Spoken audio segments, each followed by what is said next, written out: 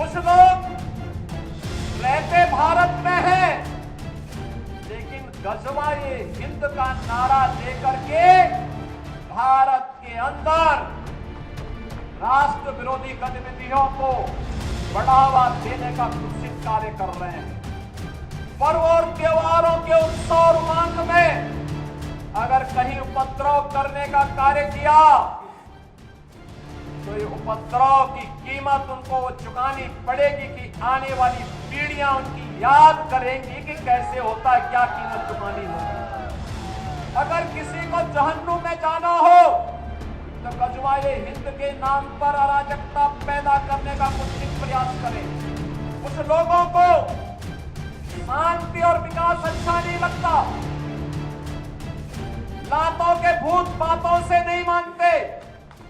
इनको लगता है जैसे सरकार अब भी इनके सामने झुक करके कार्य करेगी। विकास की प्रक्रिया में बाधक कुछ तत्व ऐसे भी हैं जिन्हें विकास अच्छा नहीं लगता है, जिन्हें विकास अच्छा नहीं लगता है। वे कहीं न कहीं विकास में व्यवधान पैदा करते हैं, उत्सव के समय उपद्रव पैदा करना चाहते हैं।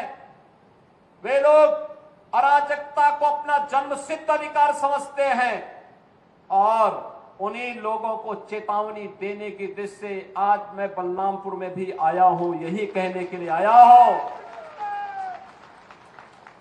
यही कहने के लिए आया हूं। अगर विकास में बाधक बनोगे और विकास की योजनाओं को उपद्रव और अराजकता के माध्यम से बाधित करोगे तो ये मान करके चलिए कि ये विकास पहले उनके विनाश का कारण बन जाएगा।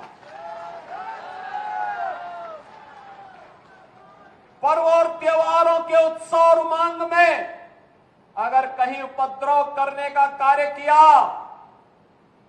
तो ये उपद्रव की कीमत उनको चुकानी पड़ेगी कि आने वाली पीढ़ियां उनकी याद करेंगी कि कैसे होता है, क्या कीमत चुकानी होगी। बहनों और भाइयों, जो लोग आज भी जिन्हें ये सब अच्छा नहीं लग रहा है, जो लोग आज भी किसी गलत मंशा के साथ जी रहे हैं, जो लोग आज भी ये मानते हैं कि अराजकता उनका जन्मसिद्ध अधिकार है, उनको अपनी गलतफहमी दूर कर देनी होगी। वो अपनी गलतफहमी दूर कर ले। वह समय गया जब समाजवादी पार्टी की सरकार हुआ करती थी, कांग्रेस की सरकारें हुआ करती थी। ये लोग दंगा करवाते थे, आगजनी करवाते थे, बेटी की सुरक्षा में सेंध लगाते थे, व्यापारी के प्रतिष्ठानों पर आग लगाते थे और सरकार इनका आवभगत करती थी। वह समय अब चला गया है। अब ये डबल इंजन की सरकार है। अगर बेटी की सुरक्षा पे हाथ डालने का प्रयास किया, व्यापारी के प्रतिष्ठान में आग लगाने का प्रयास किया, उत्साह और उमंग के उत्सव में कहीं पर अगर अराजकता पैदा करने का और उपद्रव पैदा करने का कुत्सित प्रयास किया तो मान करके चलिए कि ये रास्ता उनका सीधे नरक में जाने का होगा, सीधे नरक में। कुछ लोग रहते भारत में हैं, लेकिन गजवाए हिंद का नारा लेकर के भारत के अंदर राष्ट्र विरोधी गतिविधियों को बढ़ावा देने का कुत्सित कार्य कर रहे हैं। गजवाए हिंद हिंदुस्तान की धरती पर नहीं होगा। भारत की धरती, ये भारत के देवीय महापुरुषों, अवतारी महापुरुषों, देश के लिए अपना बलिदान देने वाले महापुरुषों के आदर्शों से संचालित होगा। गजवाए हिंद की कल्पना करना भी और उसका सपना देखना भी जहन्नुम में जाने का टिकट का रास्ता पैदा कर देगा। अगर किसी को जहन्नुम में जाना हो तो गजवाए हिंद के नाम पर अराजकता पैदा करने का कुत्सित प्रयास करें। और छद्म रूप में जो लोग इस प्रकार की गतिविधियों में लिप्त हैं वे भी कान खोल करके सुन लें, देर सवेर छांगुर जैसे हाल तो उनके भी होने ही हैं। आपने देखा होगा, यही है ये कालनेमियों का हाल। कैसे छद्म रूप से लोगों में भ्रम पैदा हो। जलालुद्दीन ने अपना उपनाम रख दिया था छांगुर बाबा, जिससे हिंदू भ्रम में रहे, समाज की आंखों में धूल झोंक लेगा, लेकिन पापी कितना भी अपने पाप को छुपाने का प्रयास करेगा, उसका पाप का समय तो पाप का घड़ा भरना ही भरना है, और पाप का घड़ा भरेगा इस धरती माता उसको कभी बर्दाश्त नहीं कर पाएगी। और छांगुर जैसे दुष्कर्मियों और राष्ट्रद्रोही तत्वों के द्वारा छद्म रूप से यही कार्य बलरामपुर की धरती से करने का प्रयास हो रहा था। हमें सतर्क होना होगा। जो लोग हिंदुस्तान की धरती पर रह करके भारत विरोधी गतिविधियों में लिप्त हैं, हिंदू विरोधी गतिविधियों में लिप्त हैं, हमें ऐसे कालनेमियों से सतर्क रहना होगा। उन्हें सख्ती से जवाब देना होगा। स्थानीय प्रशासन और पुलिस को इसके प्रति सजग करना होगा और समय समय पर इनकी गतिविधियों के बारे में शासन को अवगत कराना होगा, जिससे समय रहते इनकी नाजायज गतिविधियों पर सरकार पूरी तरह नकेल कस सके। कुछ लोगों को शांति और विकास अच्छा नहीं लगता, लातों के भूत बातों से नहीं मानते। इनको लगता है जैसे सरकार अब भी इनके सामने झुक करके कार्य करेगी। सरकार का पहले दिन से, डबल इंजन की सरकार का पहले दिन से ही यह निर्णय है कि अपराध और अपराधियों के प्रति, गद्दारों और देशद्रोहियों के प्रति सरकार जीरो टॉलरेंस की नीति के तहत कार्य करेगी। हमारी संवेदना एक गरीब के लिए है, हमारी संवेदना नौजवान के लिए है, हमारी संवेदना बेटी और बहनों के लिए है, हमारी संवेदना अपने अन्नदाता किसानों के लिए है, हमारी संवेदना उन व्यापारियों और उद्यमियों के लिए है जो अपने यहां देश के विकास का खाका तैयार करते हैं और नौजवानों के लिए रोजगार और नौकरी की व्यवस्था करते हैं। हमारी संवेदना उस हर नागरिक के साथ है जो भारत को भारत माता के रूप में सम्मान देता है, भारत के महापुरुषों का सम्मान करता है, भारत की परंपरा और भारतीय संस्कृति के प्रति आदर का भाव रखता है। इन मूर्खों को यह भी नहीं पता कि आस्था के प्रतीकों को प्यार नहीं सम्मान दिया जाता है। सम्मान और आस्था चौराहे पर प्रदर्शन करने की वस्तु नहीं, आस्था अंतःकरण का विषय होता है, अंतःकरण का विषय होता है।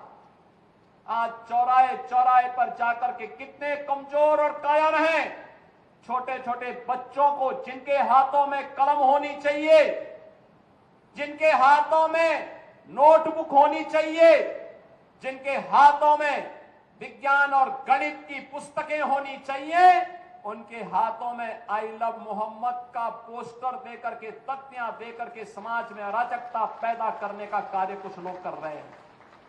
इनको यह भी नहीं मालूम कि उनकी जिंदगी तो बर्बाद है ही है, लेकिन इन बच्चों की भी जिंदगी को ये लोग बर्बाद करने पर उतारू हो रखे हैं।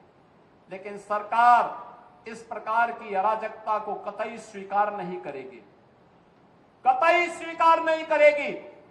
और जिसने भी कानून को हाथ में लेने का प्रयास किया, जो भी राह चलते हुए राहगीर पर हमला करेगा, जो भी बेटी की सुरक्षा पे सेंध लगाने का कार्य करेगा, और जो भी व्यापारिक प्रतिष्ठानों में आगजनी करने का दुस्साहस करेगा, जो भी पर्व और त्योहारों में उपद्रव करेगा, उसको हम पहले से इस बारे में कह देंगे कि उसको बिना मांगे जहन्नुम में जाने का टिकट हम काट करके दिला देंगे।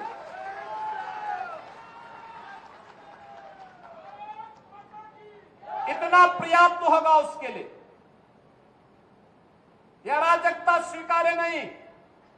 विकास में हर व्यक्ति की भागीदारी जब सुनिश्चित की गई है, गांव गांव का विकास हो रहा है, कल्याणकारी योजनाओं में बिना भेदभाव के शासन की योजना का लाभ उपलब्ध करवाया जा रहा है, बिना भेदभाव के युवाओं को नौकरी और रोजगार उपलब्ध करवाया जा रहा है, तो फिर यह अराजकता कैसे?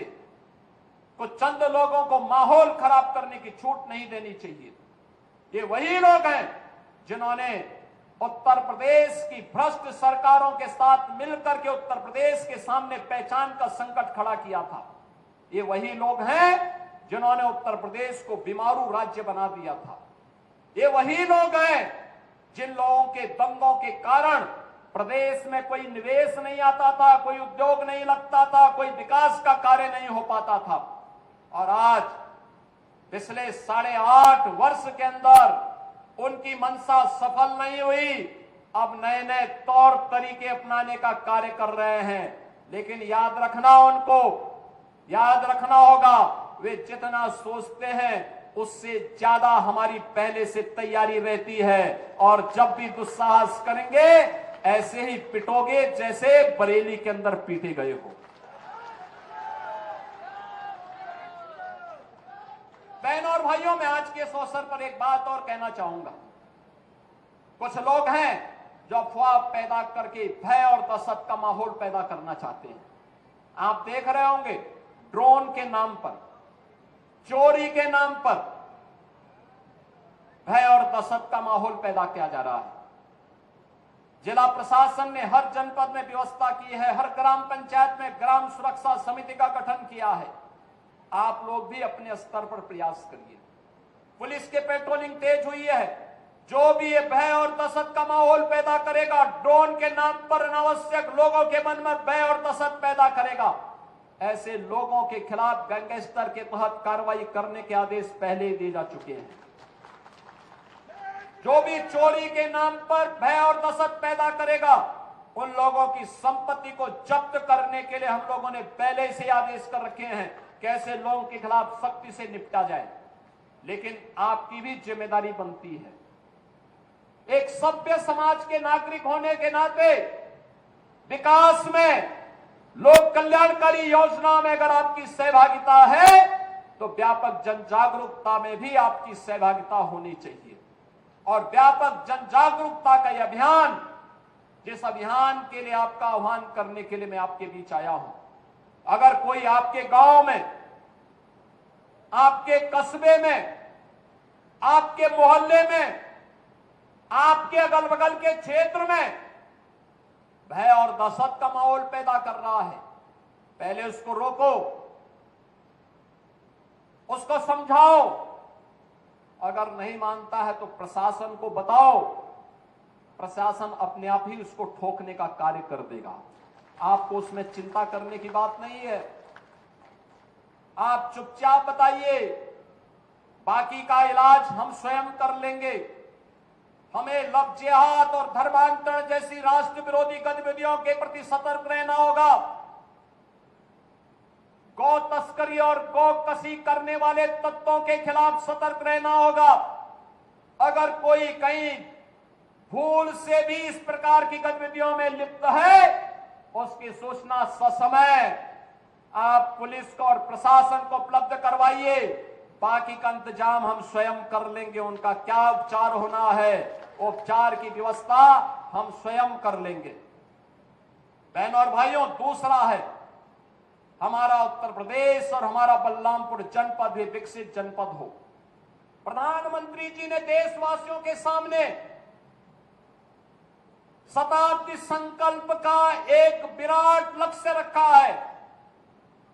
2022 में इस देश ने अपनी आजादी के 75 वर्ष पूरे किए थे। अमृत महोत्सव का आयोजन पूरे देश के अंदर हुआ था, हर घर पे तिरंगा पहना था।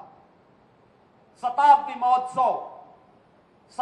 महोत्सव 2047 जब ये देश अपनी आजादी के 100 वर्ष पूरा करेगा, कैसा भारत चाहिए, कैसा भारत हमें चाहिए, उस भारत के निर्माण के लिए शताब्दी संकल्प के इस अभियान के साथ जुड़ने के लिए 2047 में हमें एक आत्मनिर्भर और विकसित भारत चाहिए।